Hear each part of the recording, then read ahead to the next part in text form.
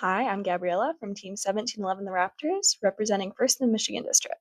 And today I'm going to be talking to you about how we structure our team and the importance of team roles. Okay, so starting off, why do we distribute tasks? And it's simple. We want to ensure that every member on our team is an active participant. We want to make sure that they're doing something. And then also, everyone's going to be coming in with different interests and skills.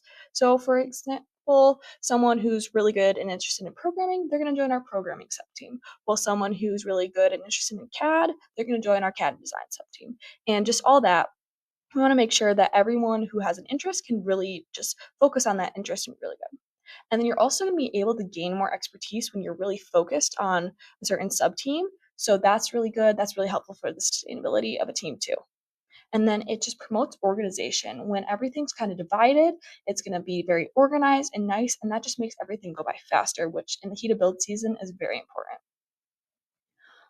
Okay, so moving on to general team structure. So we basically divide our team into two sections, our technical subteams and our non-technical subteams. Each of these subteams is divided down a little bit more, but we'll get into that in a little bit. Okay, so starting with technical subteams, we divide this into design and CAD, build, programming, and electrical. And so each of these subteams work together to essentially build our robot. So they're going to start with prototyping and then progressing to design, and then, of course, constructing our robot. And then the programming and electrical team work pretty hand in hand to program and wire our robot. And then during competition season, they're going to be doing fixes and iterations both at competitions and not at competitions. Okay, next we move on to our non-technical subteams.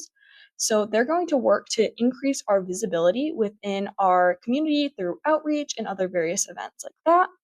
And then also sponsors. They're going to be maintaining these relationships as well as gaining new sponsors. And sponsors are very important in FRC. And then they're also going to write and present for awards such as the Impact Award, as well as engage in general discussions with judges at competitions. Okay, so how do all of these subteams work together? These subteams are going to work together to make a really steady and well flowing team. And when we have all these people working together, our team can be just really great and efficient. And it's a really great when all these teams, subteams are working together because they are able to go a little bit faster and all of that. And then everything kind of has to happen in between these sub teams to have a successful team. Built these technical sub teams have to work to build this amazing robot, and these non-technical sub teams also have to work to make sure that our outreach is successful and really good. And then they're going to contribute to the same mission and vision. So something that our team really highlights is the first core values, but just every team kind of has their own mission. And so having both of these sub teams is really important so that we can all just contribute to that. And when we're working together, that's something very important. Okay, so to wrap things up, task distribution keeps us organized, efficient, and most importantly, inclusive.